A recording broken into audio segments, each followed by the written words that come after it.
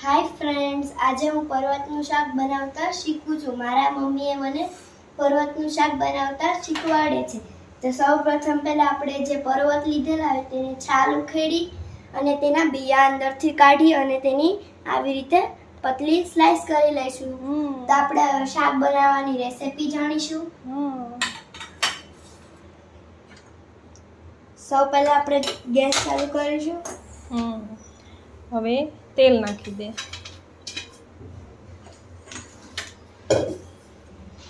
એક પાવડા, 2 પાવડા નાખ.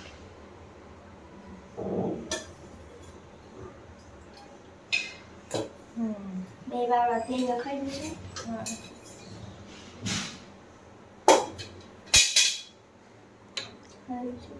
હવે તેલને ગરમ થવા દેવાનું. તેલને થોડી વાર. તો ફ્રેન્ડ્સ, આપણે જે શાકમાં નાખવાની સામગ્રી છે તે હું તમને બતાવીશ. મીઠું, પાણી, લસણવાળા મરચાં, સિંગદાણાનો ભૂકો અને જે આપણે મસાલા નાખીએ તે આ રાઈ, હળદર, મરચું, ધાણા જીરું પાવડર એ નથી નાખવાનું અને હિંગ. તેલ આવી ગયું છે. હા, તેલ આવી ગયું છે. હવે અડધી ચમચી રાઈ જીરું નાખવાનું. રાઈ જીરું કકડે એટલે ઉભી એવું નાખી દઉં તું દાજી. બસ. હવે નમક નાખી દે, હળદર. હા, 1 ચમચી નમક, થોડુંક નાખી દે હજી. અડધી ચમચી હળદર પાવડર.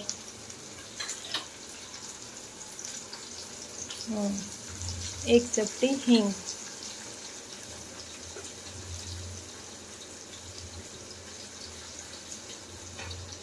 હવે આપણે જે મસાલા નાખ્યા તે આ શાક સાથે હલાવી લઈશું. ગેસ બંધ થઈ ગયો.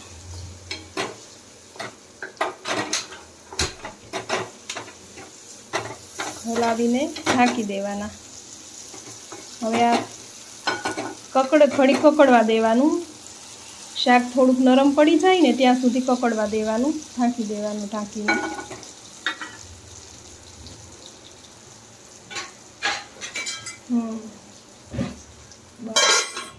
તો આપણે જે રખાઈ ગયું છે તે આપણે ડબ્બા બંધ કરી દઈશું.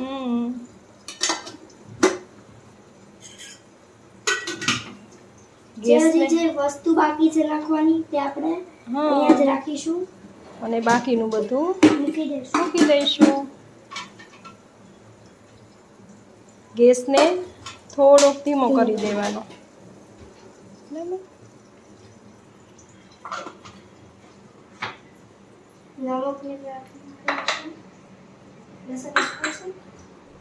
તો ફ્રેન્ડ્સ, શાક આપણું ચડી ગયું છે.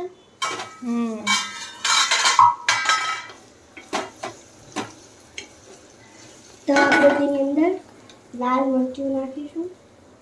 1 ચમચી લસણવાળું મરચું. થોડુંક નાખી દે. બસ. તો ફ્રેન્ડ્સ, અમે તો ગ્રેવીવાળું શાક બનાવીએ છીએ એટલે અમે સિંગદાણાનો ભૂકો લીધો છે. તમે લોકો ગ્રેવી વગરનું શાક બનાવો તો તેની અંદર સિંગદાણા નહીં નાખવાના. સિંગદાણા નાખી શકાય, પણ એમાં જે આપણે ગ્રેવી બનાવવા માટે પાણી ઉમેરીએ ને એ પાણી નહીં ઉમેરવાનું.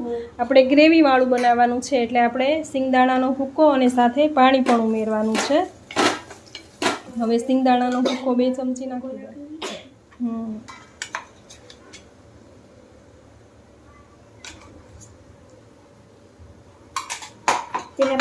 હલાવી જો.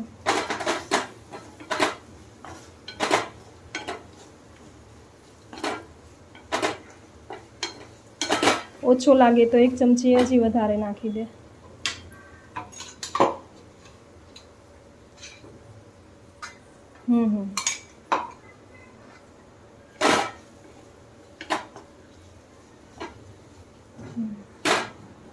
હવે આપણે ગ્રેવીવાળું શાક બનાવવાનું છે એટલે એમાં પાણી ઉમેરવાનું છે. જો ગ્રેવીવાળું શાક ન બનાવવાનું હોય, બસ. જો શાકમાં ગ્રેવી ન કરવાની હોય તો પાણી નહીં ઉમેરવાનું, બરાબર. હવે હલાવી અને ઢાંકીને ગ્રેવીને ઘટ્ટ થાય ત્યાં સુધી ચડવા દેવાની. ફ્રેન્ડ્સ આપણું શાક બનીને રેડી થઈ ગયું છે. તો આપણે પહેલા ગેસ બંધ કરી દઈશું.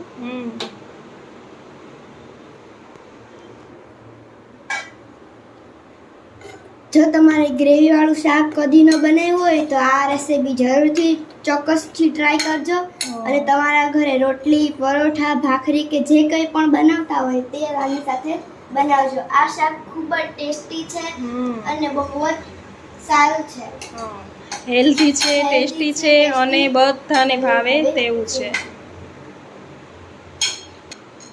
તો ફ્રેન્ડ્સ હું તમને બતાવું. જો એકદમ શાક ચડીને રેડી થઈ ગયું છે અને જોતા વેત ખાવાનું મન થઈ જાય તેવું ગ્રેવી વાળું શાક બનીને તૈયાર છે. જો તમને આવી નવી મારી રેસીપી જોઈએ તો લાઈક કરજો, શેર કરજો, કોમેન્ટ કરજો, સબસ્ક્રાઇબ કરજો. પાછા ભૂલી નહીં જતા કરજો. Thank you. Bye bye.